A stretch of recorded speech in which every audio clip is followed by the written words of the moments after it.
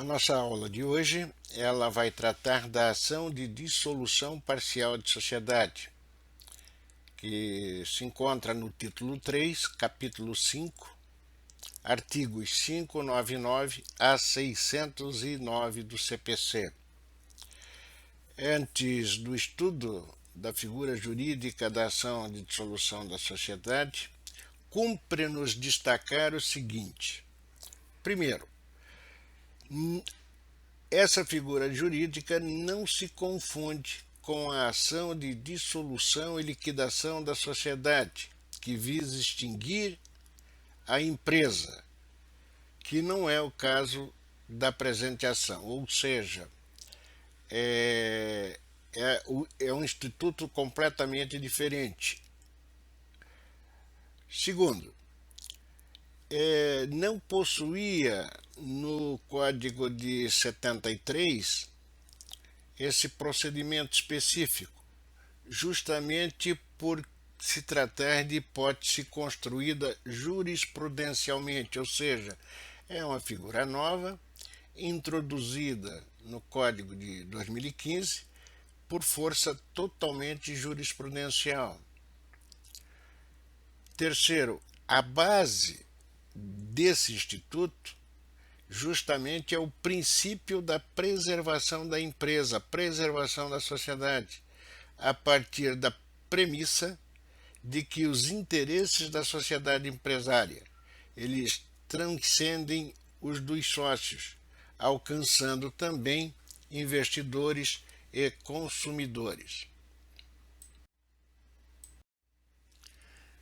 Portanto, temos então como finalidade da ação de dissolução parcial da sociedade justamente a continuidade da empresa. Se questiona muito se dentro dessa dissolução parcial ficar um único sócio. Então vejam, se pela retirada ou morte de um sócio restar outro que seja o único, embora a rigor dissolvida, ela não se decreta a liquidação total, desde que esse sócio remanescente queira e demonstre dar continuidade à sociedade. O objeto dessa ação podemos dizer que ela tem como justamente objeto a sociedade empresária, quer dizer, a dissolução parcial de sociedade empresária contratual ou simples, conforme se observa lá da norma prevista no inciso 1 do artigo 599. Contudo, tem uma exceção, gente, porque o legislador possibilita também que esse tipo de movimento processual possa ser aplicado para as sociedades anônimas de capital fechado, desde que a ação seja proposta por acionista ou acionistas, que representem 5% ou mais do capital social, que não pode preencher o seu fim, ou seja, impossibilidade de atingirem os seus fins sociais. Norminha prevista lá no parágrafo 2º do artigo 599 do CPC. No direito empresarial, o professor da área já deve ter exposto para vocês que as sociedades anônimas de capital fechado são aquelas empresas que não têm suas ações negociadas nas bolsas, até eu costumo brincar muito que as sociedades anônimas de capital fechado, na verdade, é uma limitada com status de SA, mas isso é uma mera consideração pessoal do professor aqui. O foro competente para que se faça o ajuizamento da ação de dissolução parcial de sociedade é o do local indicado no ato constitutivo da sociedade como sede da mesma. Ainda, vejam bem, ainda que esse local não coincida com o local onde ela concentre a sua administração ou o local do seu principal estabelecimento.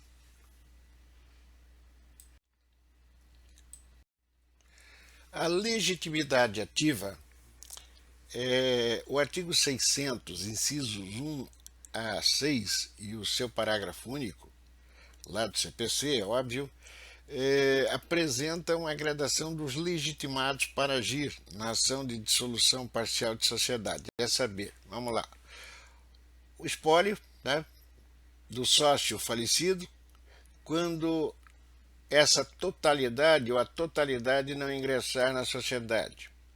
O espólio, ele possui personalidade jurídica processual, então automaticamente pode demandar no interesse dos herdeiros, né, e sucessores do falecido.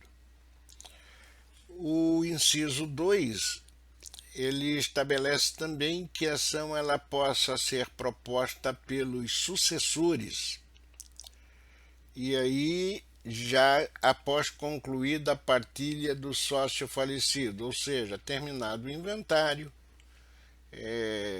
distribuído por partilha a quarta parte de cada um dos seus herdeiros, né, eles passam então a ter legitimidade ativa para a dissolução parcial de sociedade. O inciso 3 estabelece que a própria sociedade, né, ela possui essa legitimidade se os sócios sobreviventes não admitirem o ingresso do espólio ou dos sucessores do falecido na sociedade, quando esse direito decorrer do contrato social. Então, temos aqui que, nessas condições, a própria sociedade ela pode agir. O inciso 4 estabelece que possui também legitimidade o sócio que exerceu o direito de retirada ou recesso, se não tiver sido providenciada pelos demais sócios a alteração contratual consensual formalizando o desligamento depois de transcorrido 10 dias do exercício do direito. Ou seja, alteração do contrato social, registro no órgão competente, junta comercial, né, e assim por diante. O professor de Direito Empresarial já deve ter exposto isso para vocês, prevalece a orientação dada por ele. Então, um direito que ele tem de exigir que essa retirada ou recesso ela seja documentada, seja formalizada, para que ele, a partir daquele momento, esteja isento dos atos praticados pela própria sociedade, ou comece a fluir um prazo para que ele se exima dos atos por ela praticados. E ainda pela sociedade nos casos em que a lei não autoriza a exclusão extrajudicial, ou ainda no inciso 5º ou 5, pelo sócio excluído.